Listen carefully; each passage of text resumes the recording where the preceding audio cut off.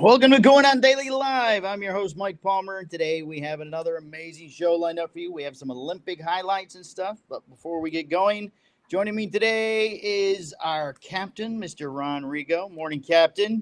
How are you, Mike? We haven't done a show in a while. Yeah, it's been a while. You're always behind the scenes making sure we stay afloat and that the ship keeps going. Yeah, and I like the progress. Our show is doing really well, and I That's can't good to wait to hear. see more. Good to hear. Well, watch us on Facebook at RI Broadcasting. You can follow us on YouTube at Rhode Island Broadcasting. We're on Twitch and Twitter and whatever other Everywhere. things Everywhere. people everywhere. If you want to help us out on the show, follow us on Patreon at RI Broadcasting. We'd appreciate any help. Keeps the power on. Oh, and look at that, Kevin Ron's got one of our mugs. Join the Patreon. I think you get a mug, right? You get a mug. That's great. There's all kinds of stuff. All right, we'll let you go. We have to end the show just a smidge early today. We've got some other things going on that we have to get to, so we'll get right into it. The first story we got going is about the Olympic refugee team. I wasn't even aware at first that there was one. These are people that have been kicked out of their own country for political or, I guess, just be political reasons would be the only reason you'd leave your country.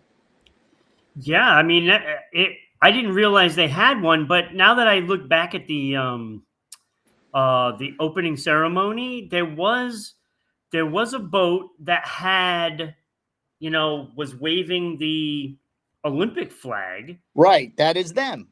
And that's them, yeah. That is them, yeah. Most athletes at the Olympics are representing the country, but some don't have that opportunity. The refugee population around the world has increased over the last decade as people are displaced in foreign countries to avoid prosecution and crisis in their homeland. To help foster change at the Olympics, the International Olympic Committee established an Olympic refugee team. The team made its debut in 2016, so it's only, 7 years old. Appeared in the 2020 Tokyo Olympics and will be, as Ron said, he saw them at the 2024 Paris Olympics. It's the first of its kind and continues to give a few dozen refugees a chance to compete. The IOC Refugee Olympic Team is an official team competing in the Olympics comprised of 36 refugees this year. The team was created in 2016, as we mentioned, as a way to give refugees displaced around the world an opportunity to compete. What is not representing a country, it gives the same chance to win a medal in a respective event. Let's see. The Olympic president, Thomas Bach, wanted to send a message of hope for all refugees when he announced the creation of the team in 2016. The refugee Olympic team has tripled in size since 2016. The inaugural roster had just 10 people for 3 sports. The 2020 squad had 29 people in 12 sports, and the 2024 group is the largest, which I guess would be bad news, since with 36 athletes in 14 sports. Yeah, it's kind of sad. It is sad if you think about it. It's nice that they've given them this opportunity to compete. These are athletes that probably have trained their entire life, and if one reason or another they're out of their country. Do you know what the rule is to be like if you wanted to be a United States Olympic athlete? Do you have to be a citizen? Is that the way it works? I'm assuming. Yeah, you have to have citizenship. That's why you have like a lot of players that are eligible for other countries.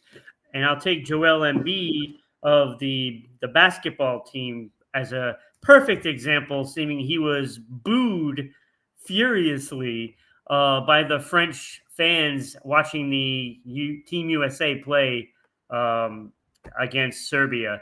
And they don't like him because, he's French. And right.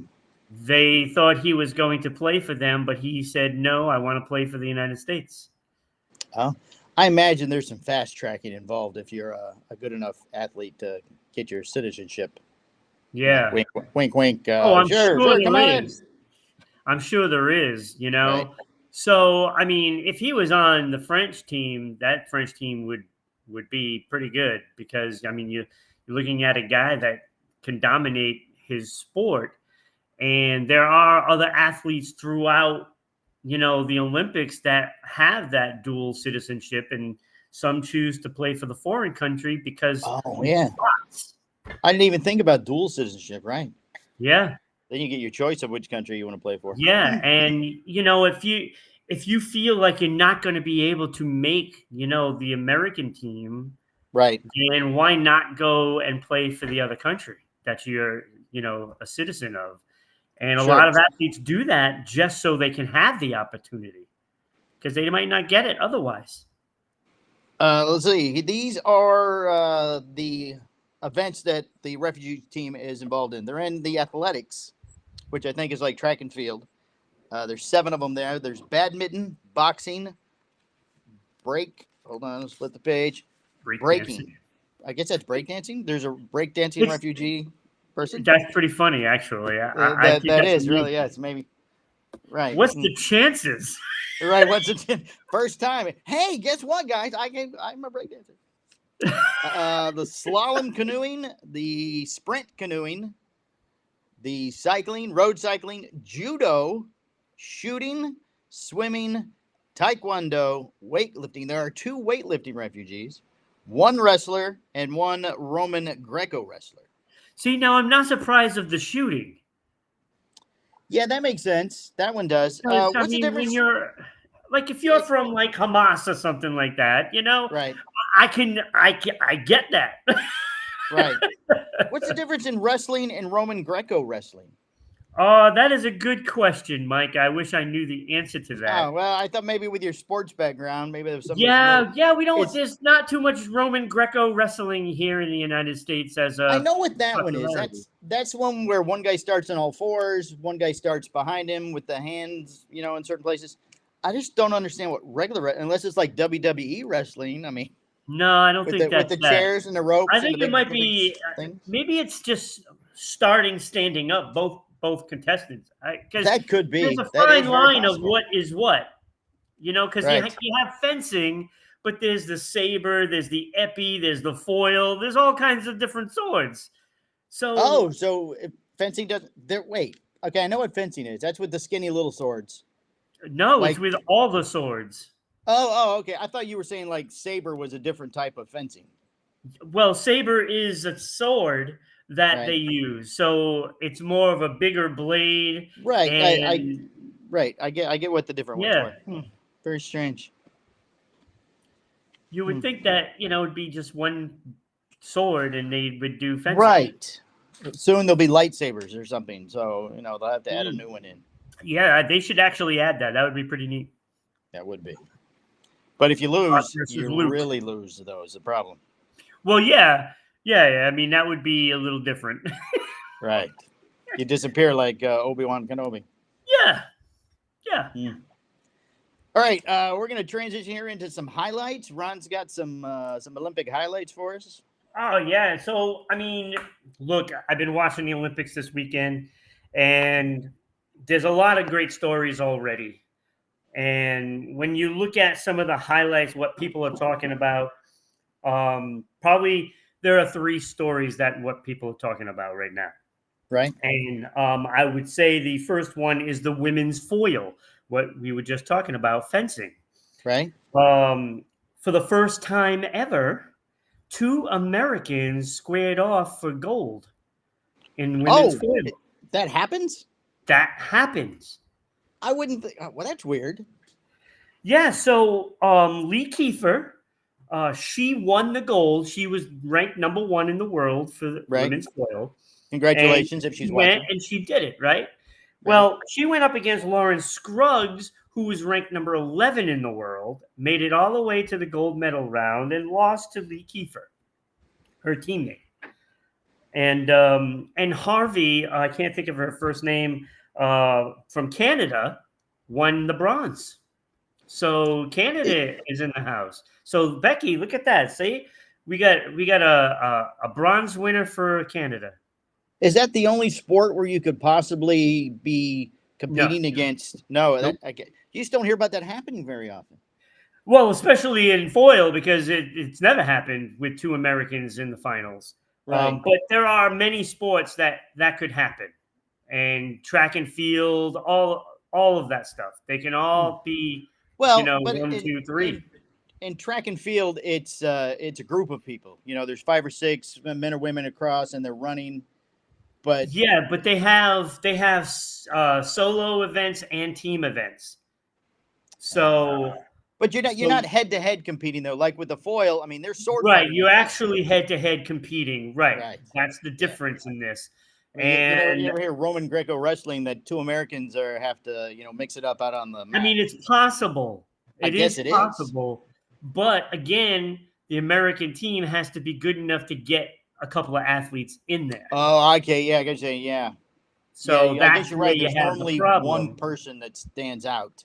Right. Sport. Generally, you're going to have one person contending somewhere down the line, but the chances are to go up against another American is very most of them make it all the way to the end.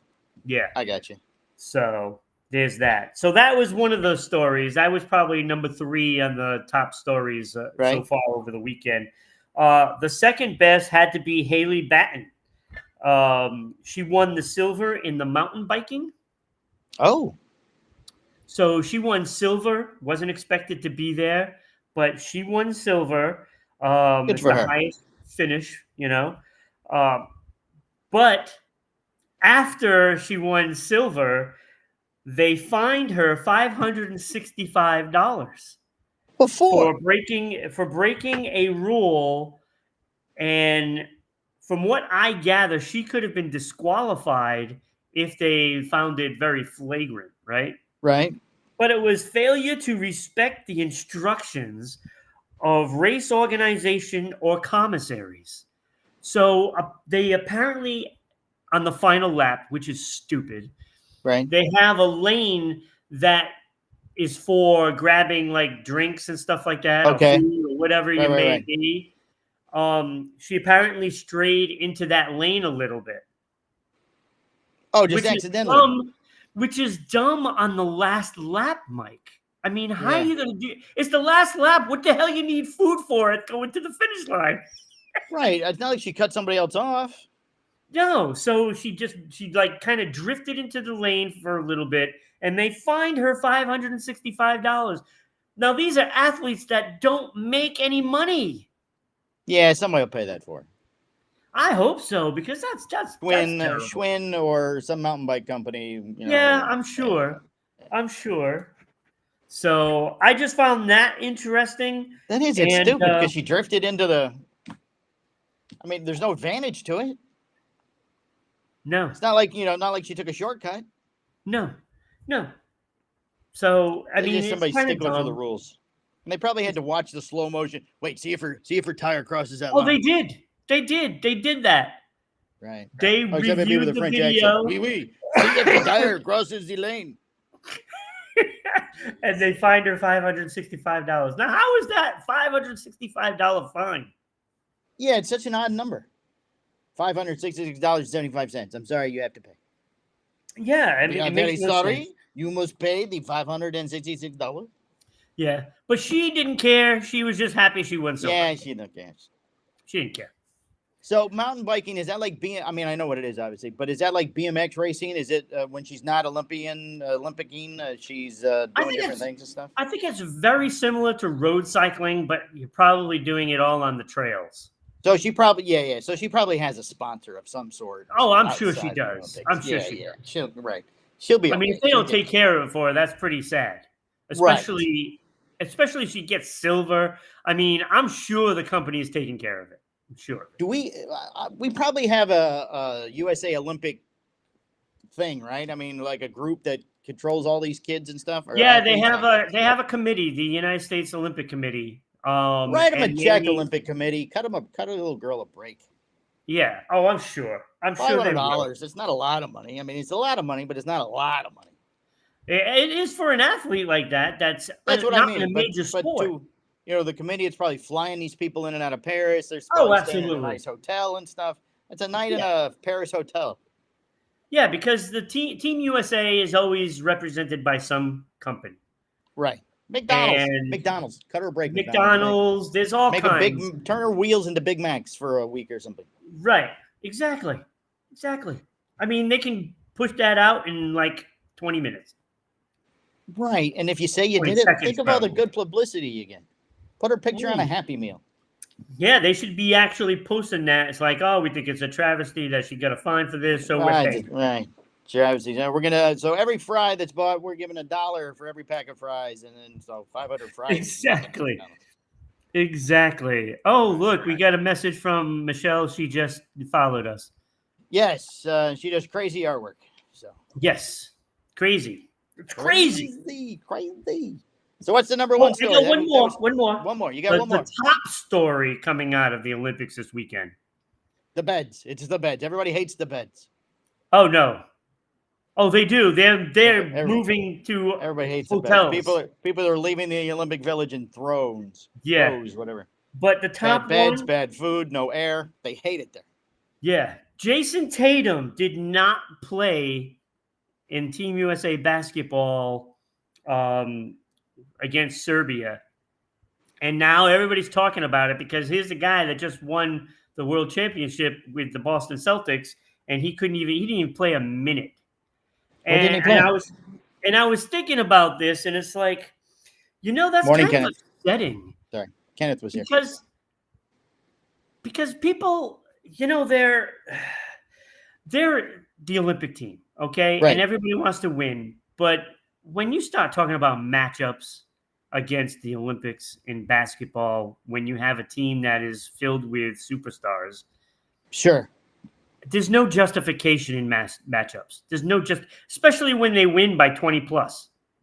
Yeah, I saw some of the basketball footage from it's like the other teams are playing the Globetrotters, and we're the Globetrotters. Yeah, it's just stupid. To me, you should be playing everybody. Everybody should be able to get in this game. I don't care what the matchup is. They're clearly going to win, and get them in the game. Let everybody play. Everybody plays. That's humiliating. Right. When you're a superstar, supposedly top 5 in the NBA, and you can't get in the game, that is not because he's not good enough. He is sitting the bench because of the coach, I think, doesn't want to play him. Period. Oh, there's no reason for him not to play. There's no reason for it. He just didn't want to play him. And I'm not saying he doesn't, that he plays the same position as LeBron James, but he plays. Does he play the same as LeBron? That's why he didn't get to play. Because all the clips I saw were LeBron. It's LeBron. It's LeBron. It's like they're forcing him down our throats. This is his 4th Olympics. Give somebody else a shot. Well, maybe it's his last one. I hope so. But he's probably going to be playing for another 50 years, Mike. That's how he breaks all the records. KD was awesome. He was great. Again, it says there's an Olympic rule that says 40 minutes, 10 players. I don't know what that means. Every player gets to play 40 minutes? I don't know what that means. And I don't know who KD is. Only play 10 players? Yeah, 40 minutes. Oh, they can only play 10 players? Maybe that's what it is. Maybe that's what it is. Maybe. So everybody takes turns. This game you play. Next game, LeBron has to sit down. LeBron goes, LeBron's not sitting out. I don't sit down. I don't. Do you know who I am? I'm LeBron. Yeah. I can reverse layup. Watch this. Of course, I wouldn't be surprised if LeBron said, "You're sitting out." Just saying. Right, yeah. I'm playing today. You can sit down. Yeah, I'll play in the next game, and you can also sit down. Right, exactly. I have my own shoe. Do you have your own shoe yet? No. Okay, fine. I think Tatum actually has his own shoe, too. It's not as good. Well, because he's not LeBron, right? Right, it's not LeBron. But you know what? Neither of them are Michael. I was going to ask, is he on the team this year? He's not on the team, is he? No. Michael Jordan's been retired for 20 years. He ain't come back for the Olympics, though. He probably could still outplay most of the players. He could be the coach. Oh, Kenny's with us. Welcome, Kenny. Yes, Kenny's been throwing out facts. Oh, is that where you got that from? I was wondering how you got it so fast. I don't know sports at all. No. I don't even know who KD is. KD is Kevin Durant. Doesn't help. No.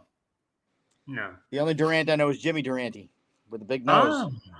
The actor from I know that one too. Right. Well, yeah, we're real close in age, Captain Ron. But that's the top 3 stories. Oh, You know, any idea what the medal count is? I know the United States have 12. China 12? has 9, but most of theirs are gold. Yeah. So we're 3, 6, We and want 3. to see. We got a diving gold. I saw that. Yeah. The men's relay team in swimming, they got a gold medal. I saw that. So Beth, who's going to be debuting on the show eventually when she comes back from the Olympics, she Right. must be happy that we got a diving gold.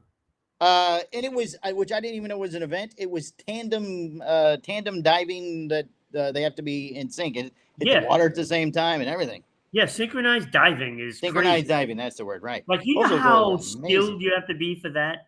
Yeah. I mean, that's amazing. They're showing, let's see what was it was the China team didn't do well because one of them hit the water with their hand like this much before the other one did, and so it cost them a medal or something. Yeah, go figure, right? Yeah. I saw a little bit of synchronized swimming. Nice. They are amazing. They start on the pool deck. And then they all jump in the water at the same time. Yeah, like sometimes they do it all at the same time, but sometimes it's like a little, you know. But I mean, they did a little they did a little dance step routine on the pool deck before they got in the water. Oh wow, it was something else. When you're talking synchronized stuff, that is skill. There is no substitution for the amount of skill that a team has to do that. They were throwing the little girl in the air from under the water with their feet. Their feet would come up out of the water, and the little girl's bounced on the foot. Next thing you know, she's up in the air. Then she hits back in the water. Isn't that crazy? Because they're not pushing off the bottom. That's all arm strength. Oh, it is. It is. It's all arms and no splash, like Kenny says. No splash in the diving. Can't splash. No splashy. Nope. No splashy. It's like you hear somebody dive, and then all you hear is bloop. Right, exactly. Yeah, you hear the board with the ba-boom, ba-boom, bloop. Right. Oh, that's great. Unless tragedy strikes, and then you hear splat. Splat. The Oscar Mayer Wienermobile is down. It's crashed. No. In suburban Chicago, Wiener down. An Oscar Mayer Wienermobile, because there's more than one, got into a pickle on a Chicago highway. Oh, I like what you did there. Thank you very much. The hot dog-shaped Wienermobile hit a car Monday morning along Interstate 294, and its driver lost control and overcorrected, causing it to roll onto its side near the Chicago suburb of Oak Brook, Illinois, state police said. No injuries, the Wiener's fine, were reported after the crash, which prompted the closure of the right lane of northbound I-294 for more than an hour, officials said. A spokesman for Oscar Mayer brand, which has several Wienermobiles, told the Chicago Sun-Times it's grateful that everybody involved is safe and there were no injuries. Video from the crash scene shows that the yellow and orange Wienermobile was later hauled away on a flatbed truck with apparent damage visible on part of the Wiener. Have you ever seen that thing in person? It's quite the... I have, actually. I've gotten to sit in one a long time I was going to say, I've been inside of one, too. It's really weird. It is. Your it's like sitting in like a tank or something. Yeah. Isn't there a front piece that sticks out too? I think on the one that actually crashes is a little bit bigger than your graphic. Yeah. Could you imagine though the traffic guy in the helicopter making the call about why the traffic? Well, we've got a Wiener crashed on the highway. Oh my God. And then the lady who has to call her insurance company to say she was hit by a Wiener driving down the... Oh, could you imagine to explain that one? Right, explain that to your insurance adjuster. What happened, ma'am? Well, there was his Wiener going down the highway. Its first name was Oscar. Its last name was Meyer. And it crashed into my car. It was an insertion of it into my car. Yeah, see, if I wish I could break my own rules about the family show, because there are lots of jokes there. A lot of innuendos and jokes we could be doing. Lots of them.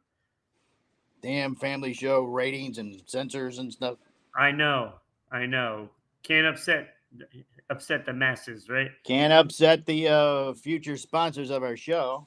That is true. So true.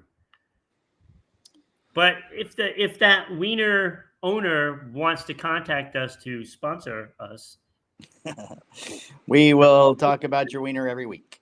that's right. It'll be fine. We can put Rick in the wiener and have Rick driving the wiener. Oh, that would be awesome. He would love that so much. Oh my God, he would. He would. I'm surprised he doesn't already have one, to be honest with you. So everybody that's out there watching, please contact Oscar Mayer and say, hey, can you sponsor There you Going go. On Daily so we can have Rick drive the wiener? Or we could just let us have Rick drive the wiener. Yeah. But he's gonna have to get a better. we can do that too. He's gonna have to get better Wi-Fi because if he locks up in the middle of the wiener driving, that would be terrible. It'll be terrible. It'll be terrible. It would be terrible. So yeah. So let's see if we can work on that. So we're doing a campaign to get hashtag Rick in the wiener. Here we go. Rick, if I can spell it right, in the wiener. Let him figure out that one when he sees later that he is trending. Oh, would that be funny? That would be actually amazing. I would love that. Let's get this trending, people. Everybody share the show. Everybody share Rick in the wiener. Yes. Everybody right now put in everywhere, whatever social media you have, put Rick in the wiener. Hashtag Rick in the wiener. All right, you got 6 things for us to do this summer that are free or cheap? Oh, yeah. Absolutely. This was, it was funny too because I was like, we haven't really done many summer things. Right. But the Olympics came on. It's sort of been taking up the shows here. Yeah, we've had Sharks, we've had, Olympics, Canada, things Canadian slang terms. Right. So I decided, all right, what are some of the things that you can do that are either cheap or inexpensive, which there's not a whole lot of cheap and free. Okay. No, not anymore. There's not really. But there are things you can do that stretching it out could be, rather inexpensive maybe. So like crafting, there's all kinds of crafting. I saw that people are now crocheting a lot. Oh, are they really? That's yeah, that's like this big thing. I went to a cafe. I was there having a drink at Seed Cafe. I'll give a shout out to them. Oh. Look, they were talking about crocheting. And there was like 3-4 people there, like saying, "Oh yeah, I do that too." But it was actually kind of amazing that. Were they grandmothers? No, they were all like 20-something. Oh wow! Look at that. So it was amazing that I'm watching this. I'm like, wait, this is stuff that my mom and grandma used to do. Right, exactly. And now it's like it's big again. Hello, honey, I'm making you some socks. Yeah, so crafting. Whether it's, you can make things out of like popsicle sticks, if you have kids and stuff like that, there's so many things you can do for crafting. You can get ideas off of the internet. I mean, you just have to type in crafting ideas and there's so much at your disposal. And when you start thinking about it, it's like all those popsicles that you use throughout the summer. You can save all the sticks. Save all the sticks. Little birdhouses. Oh wow, yeah. Right? You build birdhouses. I did that when I was a kid in school. Sure. And that, so that's there's the all fun is eating the popsicle.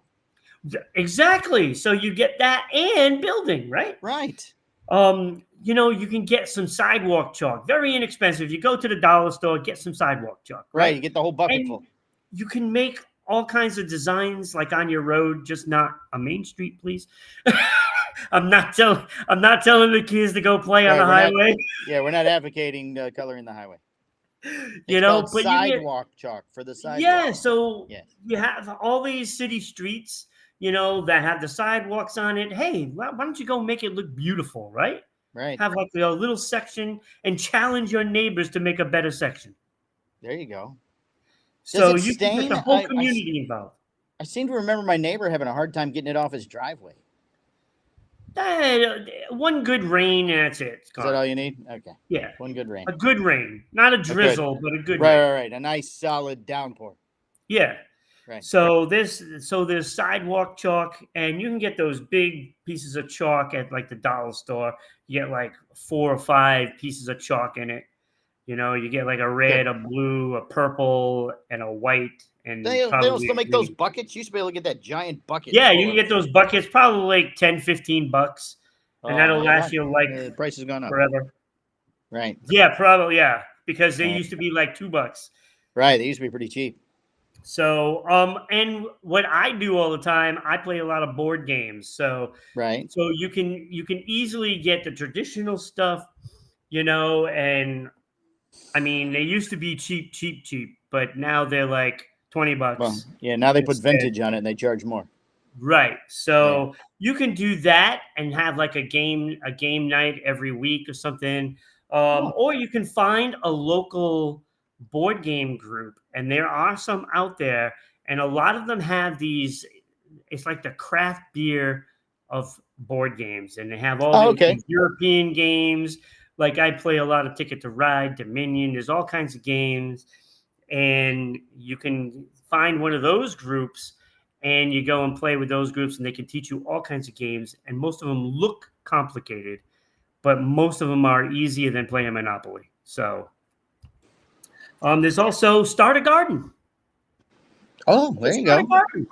It's Sure. summertime, right? Start a garden, plant some tomatoes, plant some, pumpkins, for later on. And, there's all kinds of plants. You can do flowers, you can do vegetables, whatever it may be.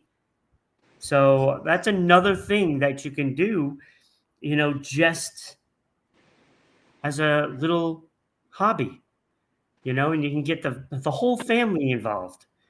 Just going out there is like, Johnny can do, all these tomato plants. And then, Beth, I'll use Beth's name, Sure. can do, like all the zucchini or something, And then mom can do like the strawberries. What do you think grows the fastest? Any idea? Something that you get I more of would a think it's return on your investment. tomatoes. I think Tomatoes tomatoes are fairly probably easy grow to the grow, I fastest. think. Seems like that would be a good idea. So I think zucchini, you get the blossoms. You can eat the flowers off of them too. yeah, so there's a lot of things that you can decide to plant, and you can plant certain flowers to bring butterflies, whatever it may be. There's all kinds of projects. Look, that's the best thing about the internet, right? If you want to start a project, you can find plenty of information on what you want to do. Right. And a garden is no different than anything else. You'll look it up, and there's lots of podcasts about gardening, so you can do that. I wish we had one here on Rhode Island Broadcasting, but Oh, you don't have one? No, we don't. We were supposed to have one, but the guy didn't know how to send us the video. Oh, well, to be fair, he's a farmer. I mean, and not usually, highly technically, and knowledgeable stuff. So, yeah. So, but I bet he has a great garden though, and he has all this video footage that he just can't send. Yeah. So he has all this stuff, and all this he doesn't know how to do it. So I think there's so many things. So we have a couple more.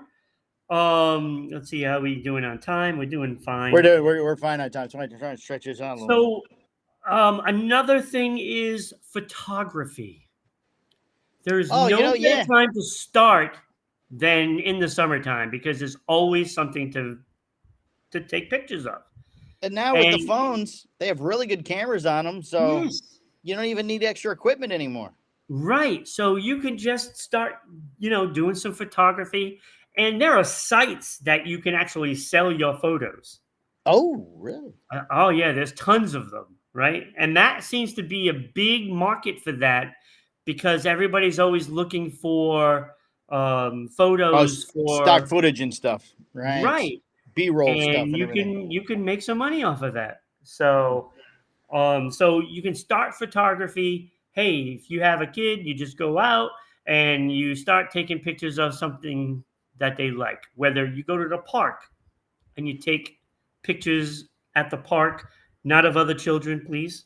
Again, Yeah, don't do that. Don't do that. not of We're other not children. advocating taking pictures of other people's children. No. Right. So, but you can take pictures of pretty much anything, whether it's trees, a scenery. You can go to the ocean. If you don't live by an ocean, there's always something like pictures of like cornfields and stuff like that are Right, pretty neat lakes. too. If you do it right, you can take a picture of a parking lot and make it look nice. Right. So there's all kinds of stuff. It's a good time to experience what you want to do with pictures and where you even want to take those pictures. You just experiment, start a hobby, Sure. and you never know what it goes to. Doesn't cost you anything. If it's a bad photo, you just delete it off your phone. Right. Right. So you never know what you're going to get, right? You Right. might have a gem somewhere.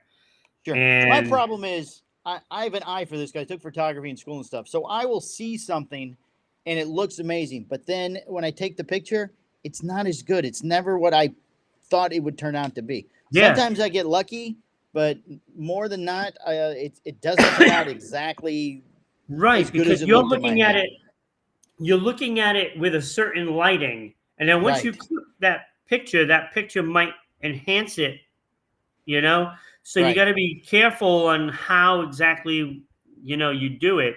Now, if you really want to get into photography, you should have a camera, a Yeah. actual Yeah, you should. legitimate camera. Sure. So that way you can put the lighting settings you want.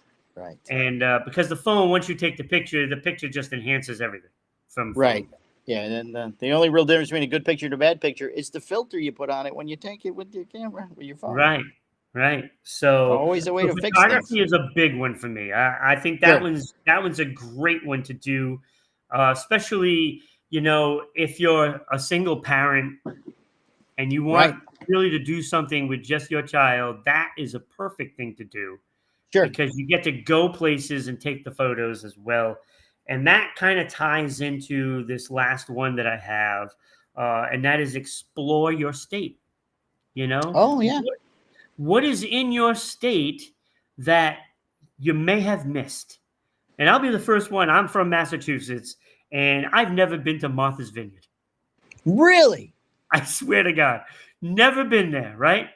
Right. And this is just something that you can do with friends, family, whatever it may be.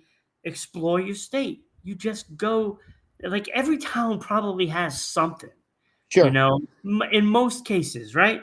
Right. And you just visit those places, whether it's trails, parks, even wildlife reserves. Those are big everywhere now. Sure. So, like, we have a couple of bird sanctuaries in Rhode Island, and there's all kinds of wildlife refuges, and it's something that it will take all summer to go visit some of these places. If you go like once a week, you can hit almost everything. Right. Pick a day. Sure. And I just think that is something that people are missing on. There's all kinds of hiking trails and stuff like that. You don't have to go up into the mountains, whether it's Appalachian, Right. Yeah. You don't have to do or wilderness Rockies, to hiking. go find trails to Right. hike. Right. Right. There are plenty of hiking trails that are really nice, has nice views, and you can go explore and just see nature. I mean, there's so many things you can be doing. So that is the things you can do in the summer. Some great suggestions there. Great ideas. You could tie a couple of those together. You could tie the photography and the gardening, Right. the photography and the hiking. Yeah, You could take your chalk with you hiking. They all can go. Sure. I mean, it's really something. There's a lot out there that people are just overlooking. Sure. You're right. Excellent ideas there, Ron. Excellent ideas. Kind of an odd transition, but now we're going into poop. Yeah. Well, I just realized I did a wiener story and I'm doing a poop story. I don't. There seems to be a theme. Yeah. I noticed this. I did not when I was pulling these, but okay. Arizona's Pusium teaches science using fossilized feces. Oh wow, fossilized. Fossilized. Yeah, and it's not fresh. No fresh stuff. No. Now, the variety of dung on display ranges from minuscule termite droppings to a massive specimen that weighs 20 pounds. What? Oh my God. All right. What? Whatever's making a 20-pound crap, 20 crown. Well, time to change your diet. one way to help tell how a Tyrannosaurus Rex digested food is to look at its poop. I would imagine he has big poop. Oh, I would say so. Yeah. Bone fragments and a piece of fossilized excrement at a new museum in northern Arizona, aptly called the Puseum, are among the tinier bits of evidence that indicate T-Rex wasn't much of a chewer, but rather he swallowed whole chunks of his prey. So you did not chew people up. Oh, see, he needs to chew his food. Maybe he would still be around if he did. Maybe he choked. Maybe. The sample is one of more than 7,000 poop displays at the museum that opened in May in Williamson, a town known for its Wild West shows along Route 66, wildlife attractions, and a railway to Grand Canyon National Park. So as Ron said, there might be something unique nearby that you just don't know is there. Right. This all, like, people need to just open their eyes. Stop being zombies. Stop looking at that phone and use that phone as a tool. Sure. The Puseum sign features a bright green T-Rex cartoon character sitting on a toilet to grab attention from the buzzing neon lights and muffled 1950s music emanating from other businesses. Like that little dinosaur in the Puseum thing. Oh, yeah. Oh, you got the exact sign. Good for you. Inside, display cases filled with coprolites, fossilized feces from animals that lived millions of years ago, line the walls. They range from a minuscule termite dropping to a massive specimen that weighs 20 pounds, or for our Canadian friends, that's 9 kilograms. Puseum's president and curator, George Franderson, he is the president of poop,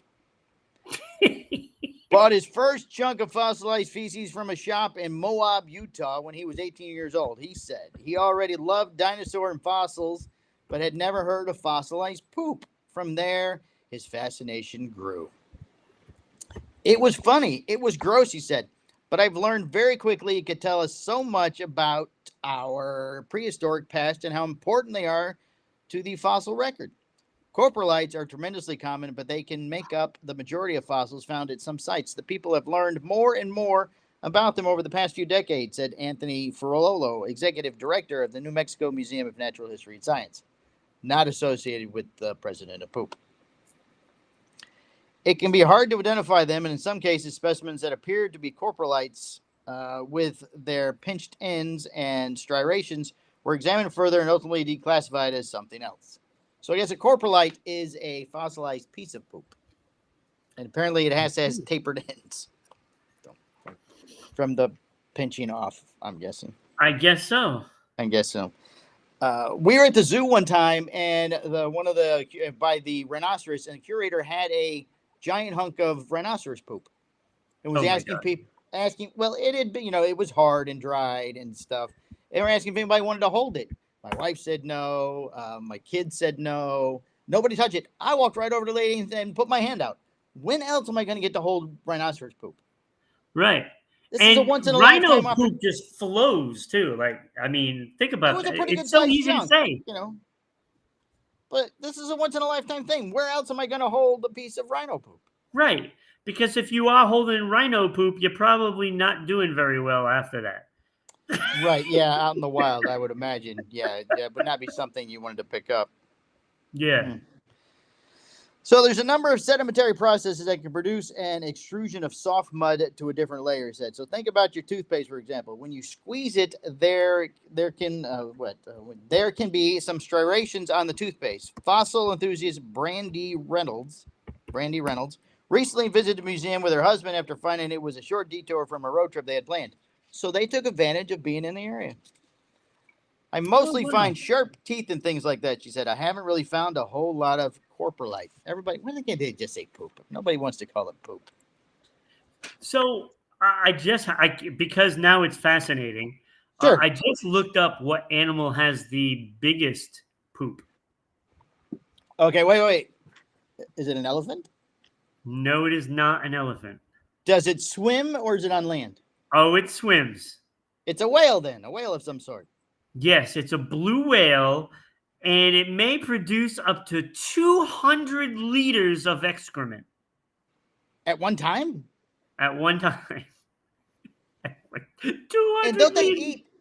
eat like krill, the little tiny shrimp and stuff? Yeah, How many of those things they have to eat to make that kind of poop? I don't know, but that would kill somebody. Yeah, I mean, if it hit you, it would, sure. Could you imagine swimming behind the whale? Because you know how Oh, all these guys, that study animals, they all like to be part of it and swim with these right. fish and stuff. And swimming with a whale, if you're behind that whale and he lets one fly, I don't know if you're gonna survive it. I'm sorry. Yeah, I don't. 200 liters. But it's in the water, so I mean, you can avoid it, I guess. It's not like, I you're walking along and suppose. it plops down on your head. But I mean, what if it shoots out? I don't know what kind. What kind of force does it come out with? Right. I mean, is it like the blowhole?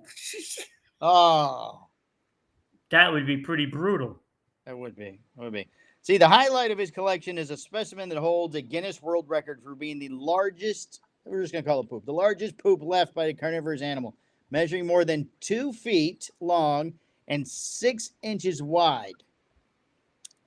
He believes it's from a T-Rex, given where it was found on a private ranch in South Dakota in 2019. So Yeah. he's got a 2-foot piece, about like this, 6 inches around. Oh, See, that doesn't seem like it's too big to me.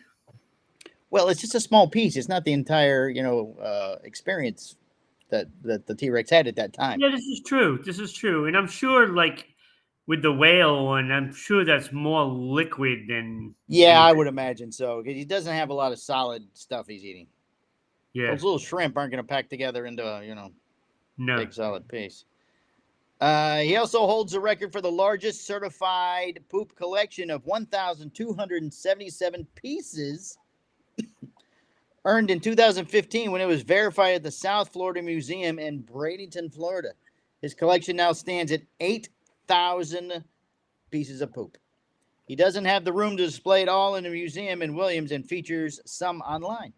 No need to worry about any smell or germs, Franderson said. Those evaporated millions of years ago when the feces were covered with sediment and replaced by minerals, making them rock hard. Wow. Ideally, he says he hopes fossils that are rare can be added to the understanding of the prehistoric world, find their way into public spheres, so research can use them as a form of hypotheses about life long ago. Like Franderson, Friolo said he was captivated by fossils when he was young. He pointed to a private quarries in Wyoming, fossil basin where the public can hunt for fossilized fish, plants, and even coprolites. People also can visit a research quarry to learn more about paleontology at the nearby Fossil Butte National Museum. He says, if a child goes home inspired after finding a fossil or seeing one on display at a museum, then that's awesome. Maybe they'll be our next generation of poop hunters. There we go. There we go. Like I wonder how many people he gets there every year to see this. Yeah, I wonder too. That wasn't mentioned in the story at all. You would hope it at least pays for itself. Yeah, I would hope so. Because if not, that would stink. I knew somebody would say one. Yeah, but he's up to his neck in poop, so Literally. Literally, exactly. No, that's awesome, though. I mean, look, this just goes to show you never know what's around your area. Exactly. And, ties in well with the previous story, something we don't always do. Yeah, that's the beauty of doing the show with so many people have their hands in it. We get all these stories from all over the place. Right. And I think it makes us very unique. It certainly does. All right, if you come back tomorrow, it's going to be me and Rick, and I'll explain to Rick why everybody wants him to drive a wiener. Explain to him why he's in the wiener. That's right. We got to get him out on the road. I mean, we do. We need to get him. He is perfect for that. So yes, to do something. yes, I'm still waiting for him to do Rick on the Streets. Yeah, get them to parachute out of something, or maybe put them in a Absolutely. giant human slingshot or something and shoot them off somewhere. A giant So many different slingshot. things we could do. Oh, that would be beautiful. So Like many maybe things. shot out of a cannon. You know those cannon Right, human that's what I cannon mean. Right, balls? a catapult or something, or maybe there's like a Renaissance fair. We can get them dressed up and have them in a sword fight or something. Oh, that would be pretty cool. That would That be would be cool pretty too. cool. There's so many things we can do with it. Well, we need to Oh start yeah. looking for things around the Pittsburgh area we can send him to go do. Yep. I'm gonna be on that. That's my task this week to find him a spot. With the fall coming, there's all gonna be these Renaissance Right, there's festivals. gonna be festivals and things everywhere. Maybe we can have Yep. him do a hot dog eating contest or something. Yes, definitely. All right. We got my County job for fair, the put him week. in one of those things that spin real fast. Or something. Yeah, there's tons of stuff we can do with him. Oh yeah. Tons of stuff. Yeah. And still have to speak while he's doing this on the Right, show. right. Well, as long as his camera still works, his That's his right. phone. That's right. All right, To we just appreciate everybody watching today. I can send him a camera that we can strap to his head. Oh, strapped to his head. Did Yeah. we just duct tape his phone to his face? Well, we could do that too. Just right on top of his head. All right, it's been going on daily. We appreciate everybody for watching. I'm Mike Palmer. This is my co-host today, Captain Ron. Have a great And night. Or I'll be day. back It's tom- daytime. Day. It's daytime. Going on daily. We're on the day. Day. We'll be back tomorrow, same time, same place. Thank you. Take care, everybody. Bye-bye.